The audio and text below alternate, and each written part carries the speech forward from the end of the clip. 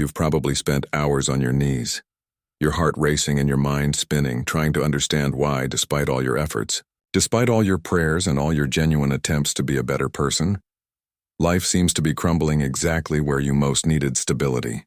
Perhaps you feel like you're banging against an invisible glass wall. You see the solution, you see the peace, you see the relief, but each attempt to break through that barrier only makes you crash harder, feel more exhausted, and worse, further away from that presence of God they promised you. The truth is, you're tired. It's not a physical tiredness that a night's sleep will solve. It's an exhaustion of the soul. A weight that seems to compress your shoulders every time you wake up and realize the problem is still there, intact, challenging your faith. You feel like someone trying to fill a leaky bucket with water, racing against time, feeling the liquid slipping through your fingers as despair grows. Guilt begins to whisper in your ear that if you were stronger, holier, more steadfast, perhaps things would be different. But I need to tell you something that will sound like an initial shock, but it's the key you've been looking for. The fault isn't in your effort. You're not failing because you're weak, or because you don't pray enough, or because God is angry with you. You're exhausted because all this time you've been trained to fight a battle that can't be won with the tools you're using. You're trying to fix a car engine while it's going 120 kilometers per hour on a highway. The problem isn't your effort. The problem is that you're trying to resolve a deep spiritual conflict using the logic of human performance. And that equation will never balance. Today we're going to deconstruct this logic that your suffering is a punishment or a failure of connection, and we're going to understand why perhaps this moment you consider your worst is exactly the scenario where your life will be rebuilt in a way you never imagined possible. Imagine two people walking along the same trail in a dense forest during a raging storm. The terrain is steep, muddy, and treacherous. The first person, let's call him Peter, is convinced that the only way to cross that valley is through sheer physical effort. He carries a heavy flashlight, a thick metal coat for protection, and a compass he designed himself based on old manuals he memorized. Each of Peter's steps is a demonstration of strength.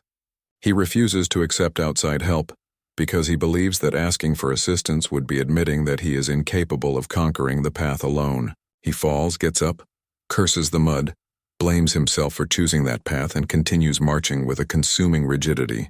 He measures his success by how much his legs ache at the end of the day. For him, if the path isn't unbearable, he doesn't feel he's making progress. Each obstacle is seen as a challenge to his own competence. He believes that pain is the seal of approval of his sanctity.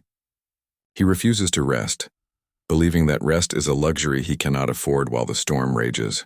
With each step, he loses more energy, wasting precious resources trying to force his way through a path he hasn't mapped. He lives in a constant state of alert, watching every movement of nature as if it were a personal enemy. He forgets to look at the sky, too busy looking at his own feet. Meanwhile, the second person, Maria, is also on the same trail, facing the same rain and mud. But Maria made a counterintuitive decision. She realized that no matter how hard she tried to keep her feet dry, she would end up wet. She realized she couldn't carry the weight of her own equipment and maintain her balance at the same time. Maria doesn't ignore the pain. She simply stops fighting the nature of the trail. She allows herself to slip, but instead of rebelling against the ground, she uses the moment of the fall to sit and observe where her center of gravity is. She no longer tries to control the storm. She accepts that the storm is part of the journey and focuses only on putting one foot in front of the other, breathing deeply, trusting that although she cannot see the end of the trail, the guide who sent her there knows every dangerous curve. She understands that her weakness is not an impediment, but the channel through which external strength can flow.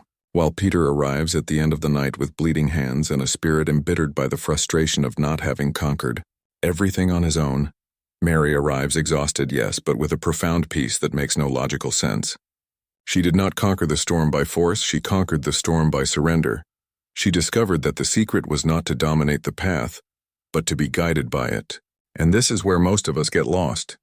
We spend our whole lives acting like Peter, believing that our pain is the price we pay for our competence without understanding that, in the economy of heaven, your worst moment is not a measure of your incapacity, but rather the training ground for your true liberation. You need to decide today who you will be on the trail. Do you want to remain Peter, silently bleeding for an ideal of perfection? Or are you ready to be Mary, finding rest amidst the chaos? If we look at ancient texts, we find an episode that illustrates this with a clarity that makes us uncomfortable. Consider a man named Job. He was not someone who lived in mediocrity. He was righteous, prosperous, someone who followed all the rules, someone who had a system of spiritual protection meticulously crafted. He offered for his children. He was upright. He avoided evil. He was the living example of someone who did everything right to ensure that blessings were always within his reach. But in the blink of an eye, the scenario of his life changed completely. It wasn't a gradual change, it was a total collapse. There was no time to prepare or to devise a defense strategy. In a single day, he lost his financial security. He lost his family foundation. He lost his physical health, and most profoundly, he lost his very understanding of what God was. He found himself sitting in ashes, scraping his wounds with a piece of broken pottery, while his friends, those who represented the religious logic of performance, tried to convince him that he must be hiding some secret wrongdoing. They were saying exactly what our inner voice says when we are suffering. If you are suffering, it's because something went wrong in your execution. Some piece of the system was poorly installed, some sin was left behind. They preached the theology of merit, the idea that suffering is a sign that you have lost connection, that your spiritual balance is negative. Job was in the middle of the desert of the soul, where God's silence seemed more deafening than the noise of losses. But note something fascinating. It was precisely at this breaking point, when all logical explanations failed, when he had nothing left to present to God as a guarantee of his righteousness, that Job had the most profound experience of revelation of his existence. He says in the end that before he heard talk, but now his eyes could see. Pain was not the end for Job. Pain was the tool God used to remove the shell of religiosity and reveal the core of the relationship. He was forced to release his own self-righteousness. He was forced to accept that he had no answers. He was forced to sit at the table of grace, stripped of all his titles and achievements. The problem is that, historically, we've always tried to see the desert as a place of punishment, when in reality the desert is the place where we stop listening to the noise of the crowds and begin to hear for the first time the pulse of purpose. The situation you are experiencing is not a mistake. It's a change of course, a forced redirection, so that you leave the territory of self-sufficiency and enter the territory of absolute dependence. God is not punishing you through your pain. He is calling you to an intimacy that you could not bear if you were still operating in the strength of your own success. To understand how this works in practice today, think of a high-performance system, such as a global network of data servers that supports the traffic of billions of users. These systems are designed to be efficient, fast, and accurate. However, when a server is overloaded, when it tries to process more information than its physical capacity allows, it starts generating critical read errors. It overheats, the fan makes a deafening noise, processes crash, and the entire network starts to slow down, generating a domino effect that can bring down the entire system.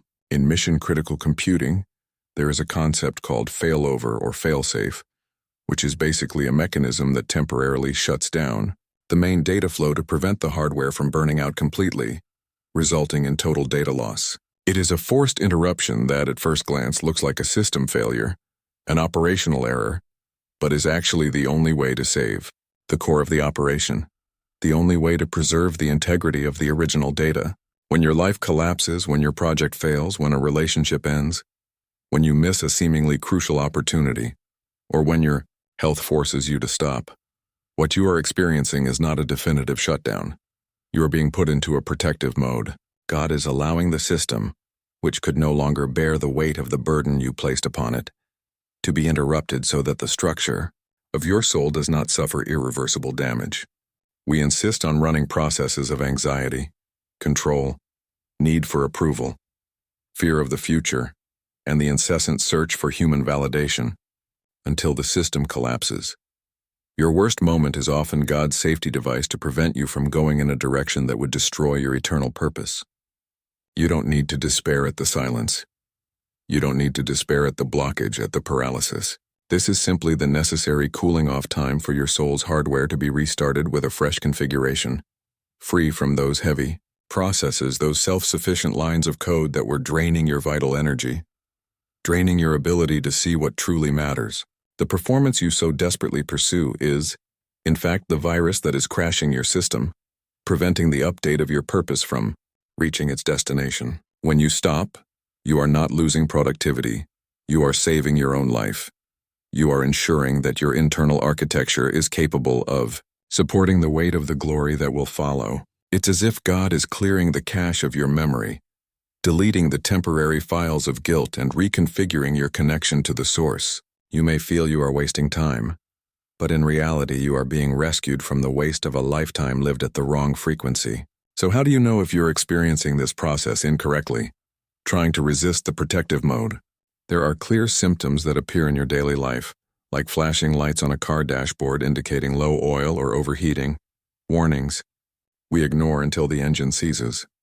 The first sign is the obsessive need to understand why, the constant search for a logical explanation.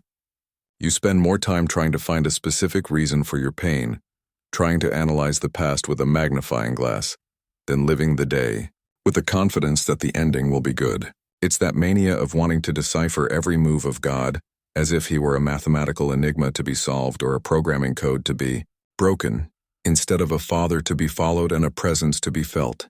You want the instruction manual. You want the weather forecast. You want the guarantee that the suffering will end next week. The second symptom is paralysis by guilt analysis. You look in the mirror and, instead of seeing someone in the process of healing, someone being molded, you see someone who deserves the pain, someone who is paying the price for past decisions. You begin to punish yourself with the whip of memory, reliving mistakes you've already made but which your mind insists on bringing back to validate your suffering. You think guilt is the antidote to error, but guilt is just the poison that keeps you chained to what you should have left behind. The third symptom is spiritual isolation, where you stop sharing what you're feeling with your community or with God because you believe your state is unworthy or that no one would understand the weight you carry. You create a facade, an image that everything is fine, while inside the system is collapsing. You're afraid that if people know you're not at your best, they'll lose respect for you or judge you for your lack of faith. You withdraw, hide in the shadows, believing that the solution is to fight alone, without help, without support, without the light that comes from sharing. These symptoms are not punishments. They are not evidence that you have failed or that God has abandoned you.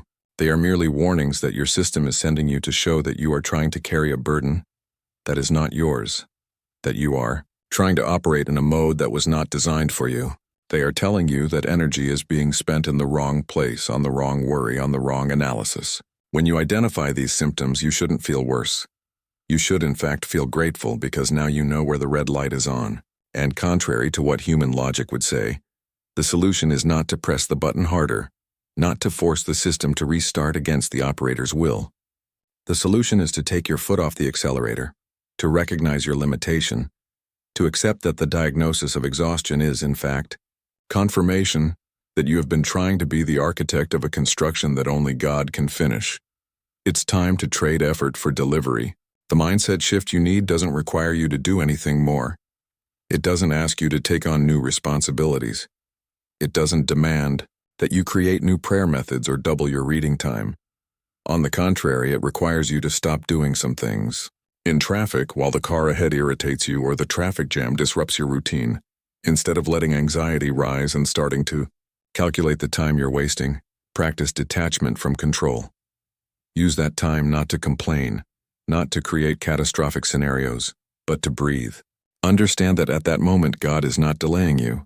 He is protecting you from something or preparing you for something that will come later. When you are washing dishes or performing any mechanical task and the thought of worry about the future comes to the surface, don't fight it. Don't try to solve it right there with the sponge in your hand. Just tell yourself, I don't need to solve this now. God is taking care of my story while I take care of this simple task.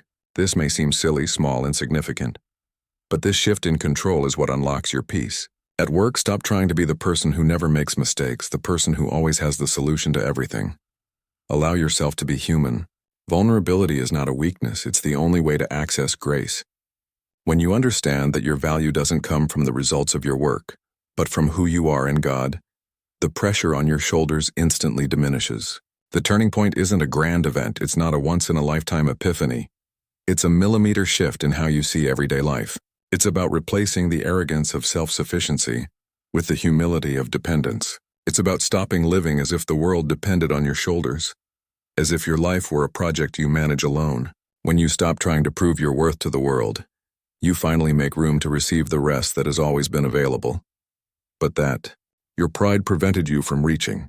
It's a simple exchange, your anxiety for His rule, It's about handing over the keys to managing your life to someone who truly knows the map of your life. It's understanding that peace isn't the absence of problems, but the presence of God in the midst of the storm. And this presence is activated by your rest, by your decision to stop fighting battles that aren't yours.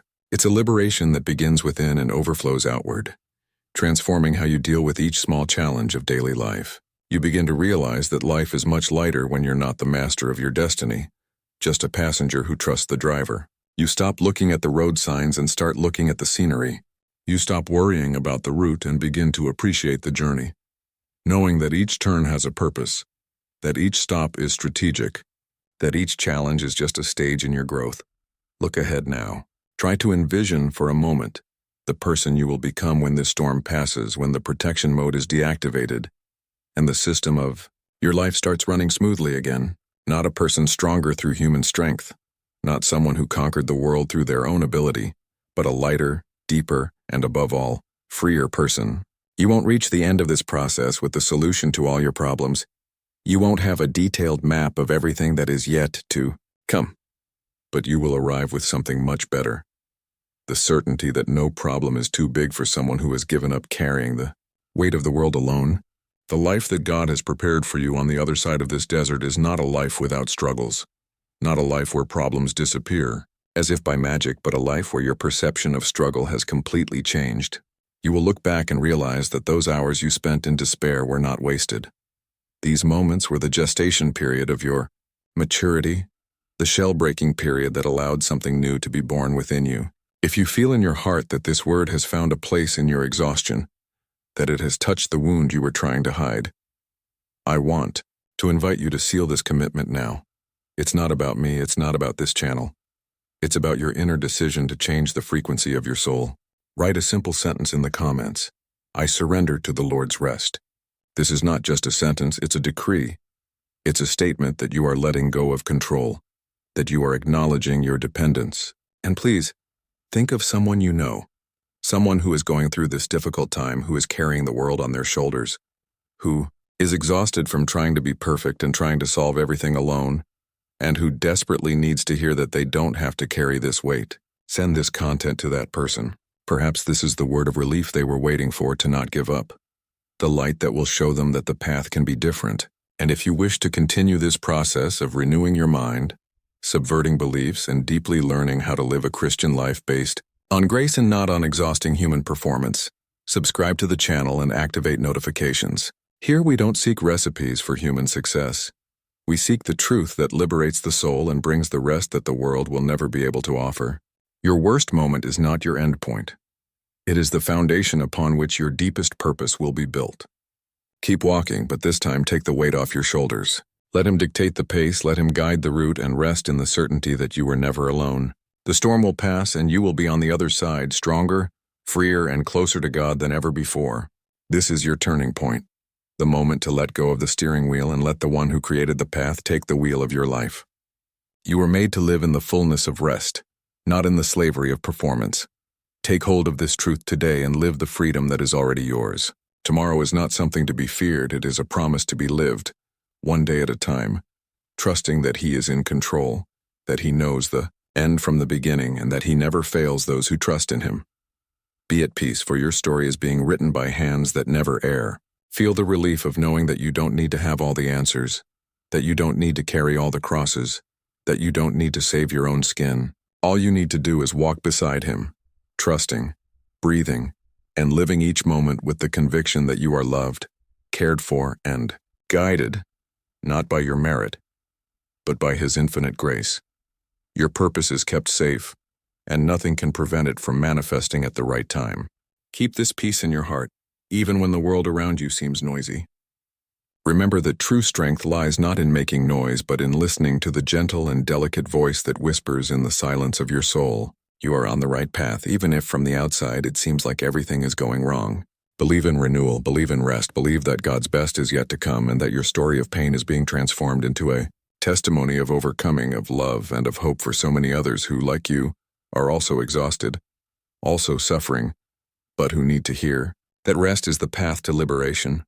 Don't give up, don't stop believing, don't stop walking. The promise is real, the care is constant, and the peace that surpasses all understanding is at your disposal. Just accept, just trust, just surrender.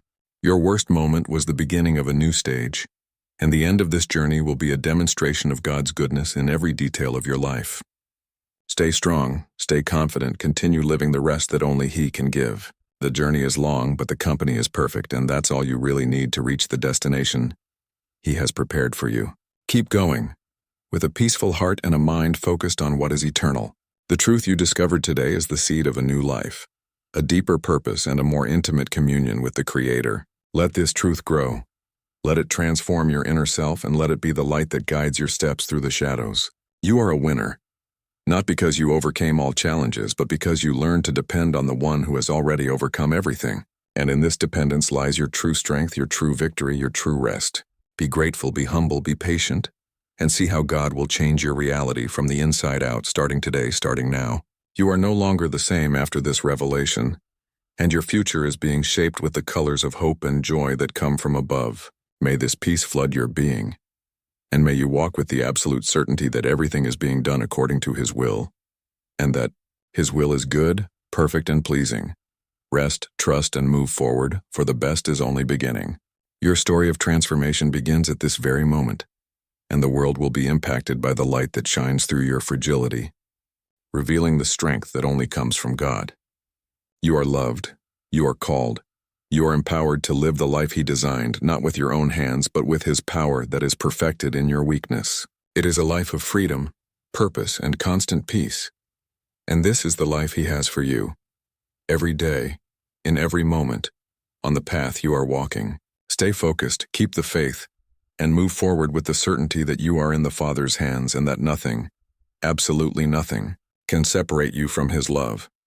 This is your destiny, this is your purpose, this is your truth. Live this new reality intensely, and let the peace of God govern your heart, your mind, and your actions now and forever. You are ready for what comes next because you have discovered the secret of abundant life, which is not having everything, but having the one who is everything. Continue walking in this truth, and let God's light illuminate every step of your future. All is well and all will be well because He is faithful.